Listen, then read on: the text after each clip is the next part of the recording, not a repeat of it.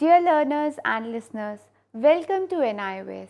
I am Dr. Shweta and today we are going to talk about planning and conducting programs in play centers.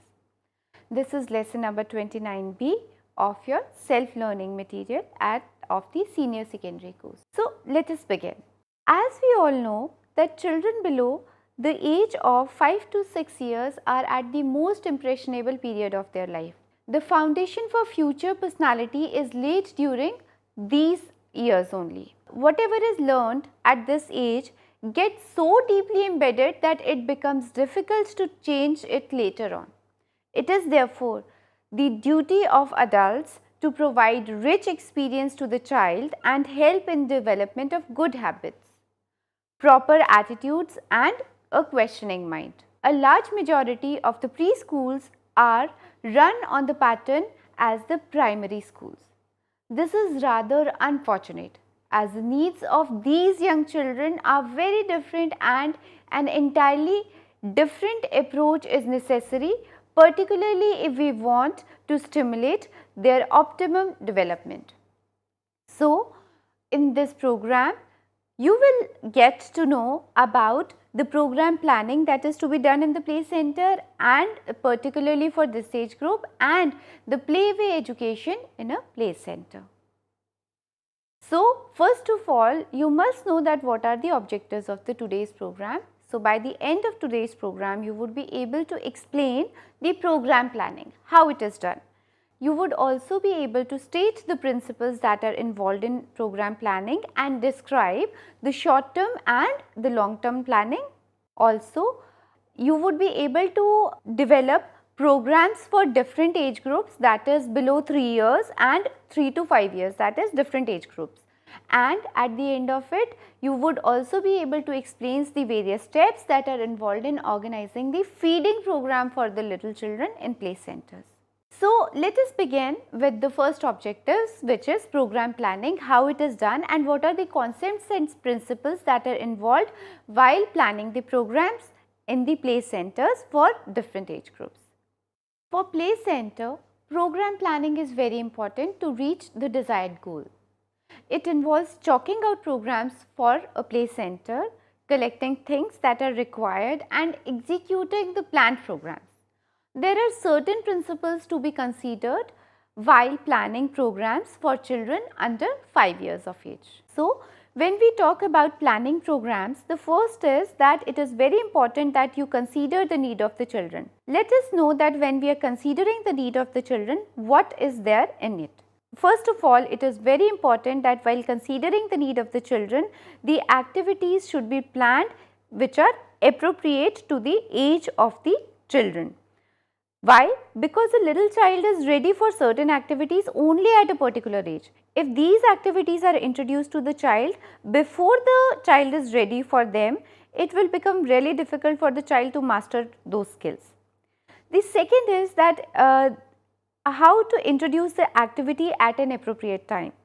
When the child is ready for an activity, introduce it so that the child enjoys doing it and masters the skill. For example, for the new entrants, that is the newcomers in the play centers, ball play should be arranged before offering organized games. Then comes that the next point which is important while considering the needs of the children is that the program should be flexible to serve the needs of the children. What is it? It is that the length and nature of the activities should depend on the interest of the children. Sometimes what happens that some children may get engrossed in an activity for a long period of time. So, in such instances, it becomes the duty of the teacher that how to plan the activity and to provide opportunity to the children so that they continue to work for a longer time, because these little children have a short attention span. So, how to develop those flexible activities is very important. Then is that the program planned should be meaningful and help the children to learn habits, concepts and value. For instance, music and stories help children in their language development. So, whatever you are trying to teach the little children, you should teach in a playway manner, for example, through stories or music. Informal talks on certain animals, themes help children to acquire information on animals. Each activity planned for children should have meaning and it should be related to the community life. The program should also provide first-hand concrete experiences.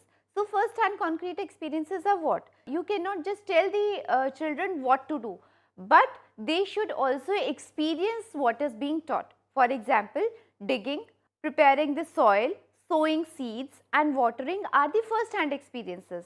So, children should be given this opportunity under the supervision of the teacher to experience such activity in order to have a better understanding of it. It is very important to associate the old experiences with the new ones. For instance, blocks of assorted shapes may be given and the children be asked to find out objects of similar shapes in the immediate environment. The next important point is that the children should be allowed time for rest and sleep. They require time for rest and sleep in a play center and at least an hour and a half should be allowed for rest and sleep. Now, the second comes that the program should have a variety. We discussed that we should consider the needs of the children when we are planning the programs. The needs involved that they need rest time, it should be flexible and other things that we discussed. Now, that when you are planning the program, what variety should a program have? Let us discuss about it. So, the activities can be of different kinds. The program for children should include songs, stories, dramatization, activities for cognitive development and creative activities, organized games, science experiences, field trips and cultural programs should be there in the variety of programs that you are planning for the little children in the play center. The program should also include both the individual as well as group activities. Why it is important? Because the physical and motor activities planned in the program should have individual acts like drawing, painting, creative play, etc. and also group play like follow the leader, find the treasure, etc. It is very important to maintain a balance between free play and guided activity. The children in the play center should be allowed certain amount of time to enjoy play on their own without any interference. Why it is important? It is important because it gives the opportunity to explore, investigate and find out different possibilities of using play material. The teacher initiated or guided play must also find a place in the program as they promote specific concepts in the children. The program should alternate between active play and quiet play because too much physical activity exhausts the children. Hence, it is necessary to provide some restful activity after a spell of active work. Children will also enjoy an active game or play after sedentary work or play. So, dear learners, this was all about why it is important to consider the needs of the children while planning activities in the play center and also about that what variety should a program in the play center must have. Now, let us also talk about that what do we mean by overall planning of programs and conducting a play center. So, when we talk about the overall planning, the first and foremost thing is the program should be planned according to certain specific themes. Now, what can be the different themes? The different themes can be decided on the basis of the event in a particular week or the month. For example, in the second and third week of January, Pongal can be a theme for the project as the celebration falls during this month. It can be anything else, it can be Janmashtami, it can be Holi or other themes so that it becomes easier for the little children also to understand the concepts of various festivals. It is also important to consider the facilities that are available in the play center. Success of a play center would depend upon the facilities that are there. Hence, for children, one must take into account availability of the facilities such as the shady area in the indoor space, equipments and the caretakers that are there to take care of the little children. While doing overall planning, it is necessary to plan the program in advance and make necessary arrangements. Planning the program in advance facilitates collection of materials for activities and execution and evaluation of activities without any difficulty or fusion. For instance, planning for a film show or field trip in advance makes it possible for the teacher to organize it successfully. So, dear learners, as of now we have discussed about the program planning in the play centers and the important points that are to be kept in mind while planning the programs. Apart from this, there are long-term and short-term planning which is done for the smooth conduct of activities throughout the year in a play center. Let us know about these long-term and short-term planning and how they are done. So, it is there are two types of planning. One is done which is known as the long-term planning, and next is the second is called the short-term planning, which is based on the day-to-day basis. Let us know that what is the difference between long-term and short-term planning and what do we include in long-term and short-term planning. So, first of all, we will talk about the long-term planning. As the name suggests, it is the planning of the program for a whole year in advance. Long-term plans systematize the programs considerably. It relates to planning for learning experiences of children, keeping in mind their developmental needs, the teaching aids, materials and play equipments, organizing finance, fixing with resource persons, etc.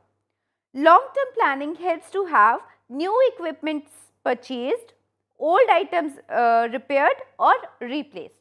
So, this is what comes in the long-term planning. Short-term planning.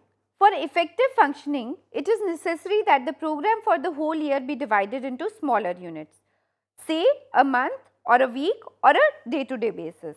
There are certain experiences to be offered during special occasions. Month-wise planning enables the teacher to include special events and programs. It also aids in making the program flexible and need-based. Weekly planning helps in including variety and taking care that all developmental needs are taken care of. Day-wise planning is necessary to set a time schedule. One knows clearly as to what is to be done now and during next half an hour and the following half an hour. Short-term planning also includes the daily program. Let us know that what is there in the daily programs. There is a chart which I have provided here, which would give you an idea that how do we conduct the daily programs under the short-term planning in this in the play centers. So, these are certain activities that would enable you to understand that how do we conduct the daily programs starting from 9 o'clock to 9:30. What is the arrival time of the students or the kids in the play center? What do they do after they come inside the play center? For example, once they arrive, so they are given free play time, and after that there is a prayer time, and after the prayer time there is an exercise session or whatever. So, likewise we have divided for the half days program that how the planning on a daily basis be conducted in the play centers. Apart from the daily programs, there are weekly programs also. So, what are the weekly programs? So, let us know what are the weekly programs.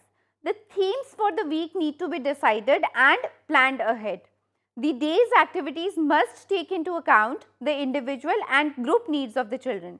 For example, if the theme for the week is flowers, so how are you going to tell about the kinds of flowers, the colors of flower to the children? So, this is how it is done. When the students arise, after arrival what happens?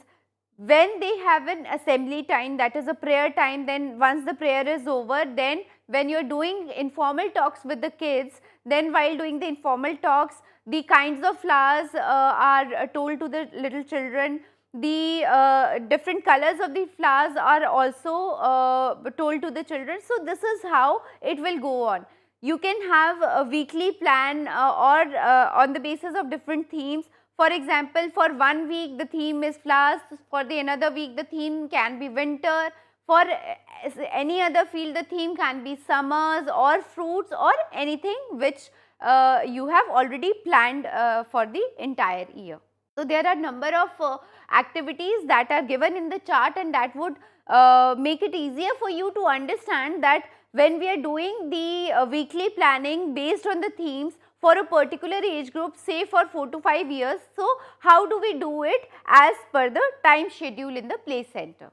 everything is given. The rest and sleep time is also given, the waking up time and the evening snacks time is also given, when it is to be done, what is to be provided, when is the time for outdoor play, when is the time for indoor play. So dear learners, this was all about that how the planning is done in the play center, in which we talked about the long term planning which is done for the entire year, and we also talked about the short term planning which is based on the daily basis or the weekly basis. Now it is also important that when we have a play center, how do we organize the feeding program? Let us understand that when we are organizing the feeding program, what is to be kept in mind. Good nutrition is the foundation stone of good development. The play center program must allow for a snack time in its schedule along with provisions of food during the same. The aim of this feeding program is basically to provide young children with an adequate meal which will meet at least 1/3 of the daily requirements of all the nutrients. What children bring from home may or may not be adequate. Eating in school together with other children also provides an opportunity for children to learn manners, appreciate cleanliness and practice independence in eating on their own. Besides this, it also gives them a habit to eat whatever is served and which is not a fuss. Let us now consider the factors to be kept in mind while organizing the feeding program. Can you think of some factors? You can take a piece of paper and note them down, and please ensure the following which we are going to discuss here. Whenever you are planning or whenever you are organizing the feeding program, certain steps are there which are to be kept in mind. So first of all, the body size and age of the children who are to be fed is very important to be kept in mind. Second is that availability and cost of food. So if the food is available that you want to provide to the children or not, that is to be kept in mind. What are the food customs and traditions of the families from where the children are coming from, and also the availability of the labor and supervisory services to provide food to the little children and to assist them in eating and giving them food. The actual organization and conducting of a feeding program involves different steps. First is secure financial assistance. So what is secure financial assistance, or how do you secure financial assistance? Can you think of anyone who would give money regularly for this? Yes, there are various options. You can charge parents if you know they can afford it. You can ask community to donate in cash. Help can also be sought from government organizations for the financial assistance. The next is that it is very important to ensure that there is a provision of space for kitchen and food services. As discussed earlier, this place needs to be very clean and ventilated. There should be ample space for cooking, storing and procuring the food. The next is procuring the kitchen items. This will be required for cooking, storing and processing the food. The next part which comes in this organizing the food is the menu planning and estimate quantity. There are different points that are to be kept in mind when you are planning the menu for the little kids. So first is the nutritional adequacy. It is very important that whatever is planned in the menu to be provided to the little children, it should have all the nutrients that are important for the healthy development of the little children. It is also important to use the seasonally available food. Also, the minimum expenditure of time and labor should be required in cooking and serving the food. So, the food should be planned accordingly, or the menu should be planned accordingly, which would require the minimum effort on the part of the assistant who is serving the food to the little children. It is also important that when you are preparing a menu, varied and interesting items based on families' food patterns should be provided to the little children. And attractiveness is very important for the little children, because unless the little kids find the food interesting or attractive, they would not show an interest to eat the food. And apart from attractive food, it is very important that it should have the appetizing qualities for the little children. Minimum loss of nutrients should be there, while cooking the food. That is, it should not be overcooked, and if you are overcooking the food, all the nutrients will get lost. So, it is very important that there should be minimum loss of nutrients while cooking the food. So, this was all about that how do you organize nutrition for the little children. But there are certain steps also that are involved in planning the menu for the feeding program, and these steps are very important. Let us understand about these steps. First of all, tell me, do you remember about the nutritional requirements of the children between 0 to 6 years of age? ICMR, which is Indian Council for Medical Research, has provided the RDA, which is the recommended daily allowances for the children between 0 to 6 years. That is, what amount of food is required for these children. First of all, it is important to calculate the food requirement. So, how do we calculate the food requirement? From the food allowances recommended by the ICMR for children below 6 years, 1/3 of the daily requirements per child is computed, and by multiplying this by total number of children, the total amount to be cooked for the children of the play center is arrived at. So, this is how the calculation is done for the food requirement for all the kids in the play center. Second is selection of food to supply the nutritional requirements.